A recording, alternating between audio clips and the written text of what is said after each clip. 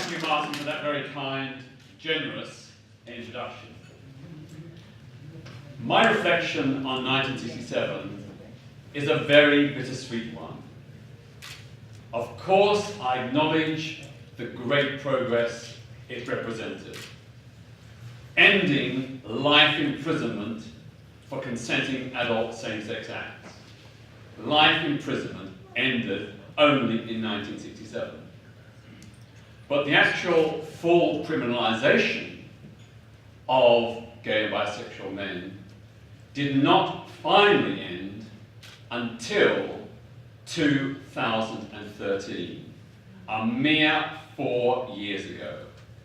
And that's because the 1967 Act was a very partial, limited decriminalization.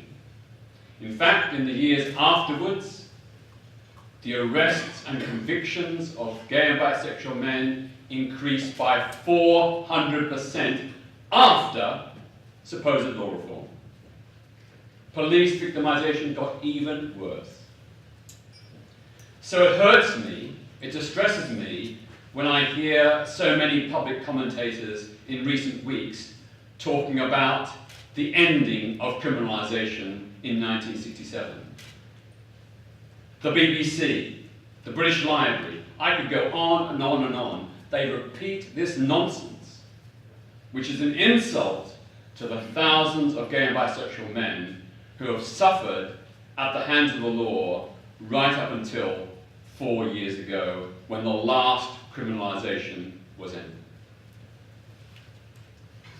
When I look back on that period of 1967, of course, removing the immediate and complete criminalization did open a space which enabled LGBT people to organize. And we should, of course, remember that that 1967 Act was not primarily the work of Leo Apsey and Lord Arran and other parliamentarians, valuable though their contribution was. It was the contribution, the end result of the work of many unsung, unknown, brave LGBT people, particularly people like Anthony Gray and Owen Horsfall, who went to their graves unrecognized for the changes that they pioneered. That law reform would have never, ever happened without those courageous, brave gay men taking a stand and pushing MPs and lords to make those changes. So I'd like you to join me in giving a big round of applause to Anthony Gray, Alan Horsfall, Tony Dyson, C.H. Rolfe, and the many others who were the real pioneers of 1967.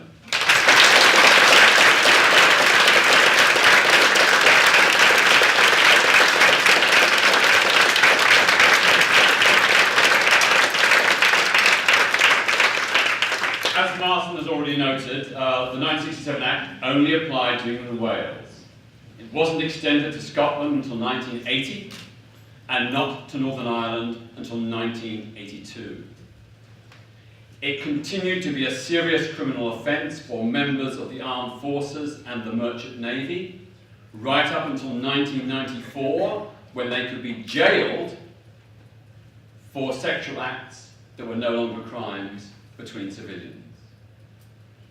There were also so many restrictions around that partial decriminalisation in 1967. The age of consent, as you know, was set at 21, when at that time, and now, the age of consent for sex between man and woman is 16. And I know personally of men who were 19 or 20 who ended up in prison for consenting relationships with other men 17 and 18 years old. There were thousands and thousands and thousands who were convicted after 1967. There was also the incredibly draconian definition of privacy. Under the 1967 Act, sexual acts between men were only lawful if they took place in private. And in private meant in a person's own home, with the doors and windows locked, the curtains drawn, and no other person present in any part of the house. As recently as 1998, 7 men in Bolton, in northwest England, were prosecuted and convicted for consenting sex because other people were present in other parts of the house when they had sex, or it was a threesome. No such behaviour has ever been a criminal offence between men and women. 2 of those men got suspended prison sentences and were put on the sex offenders register alongside rapists and paedophiles in 1998. As recently as 2013, police forces across England and Wales turned up unannounced on men's doorstep to demand that they give DNA samples for a special database of serious sexual and violent offenders. This was at the orchestration of the then Home Secretary, Theresa May. She lumped together men who'd been convicted in the 50s, 60s and 70s for consensual adult acts with child sex abusers and rapists. And these men, you can imagine, some of them very elderly, unannounced, a policeman knocks at their door and says, "You must come and give a DNA sample. If you don't, you'll be arrested." Imagine the shock that meant to people. Some of whom had moved on and were now married and living heterosexual lives. Their wives knew nothing about their past. Some of these men were on the verge of suicide when they came to me, and it was only because my Peter Tatchell Foundation lobbied the Association of Chief Police Officers and got some publicity in the press that eventually the police backed off.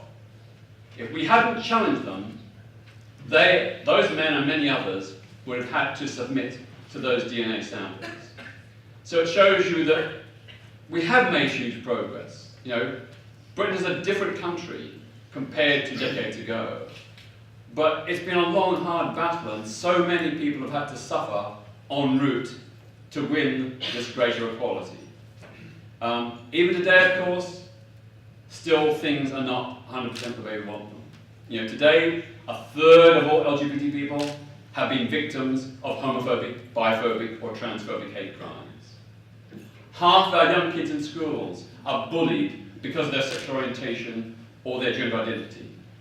And even though we had a lesbian education secretary, Justine Greening, she did not make LGBT issues mandatory as part of the school curriculum, which everyone knows and everyone recommended would help challenge that prejudice and reduce that bullying. So there's many, many more things to do. All our equality laws, laudable though they are, they've all got qualified exemptions for religious organisations. So faith-run schools, hospitals and nursing homes are allowed in certain circumstances, if they can say it's necessary for the defence of their religious ethos, they are allowed to discriminate against LGBT people. That's shocking. It's shocking. I believe people of faith should have the right to hold their beliefs, but I don't believe they should be exempt from the equality laws that apply to everyone else.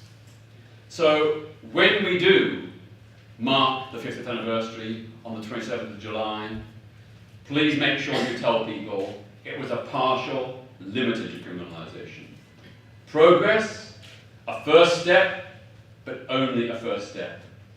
And we need to resolve that we will continue the battle to ensure that all those residual elements of discrimination are eventually swept away, so that LGBT people in this country not only have fully equal laws, but also fully equal dignity, respect and rights. And you can all play a part in that.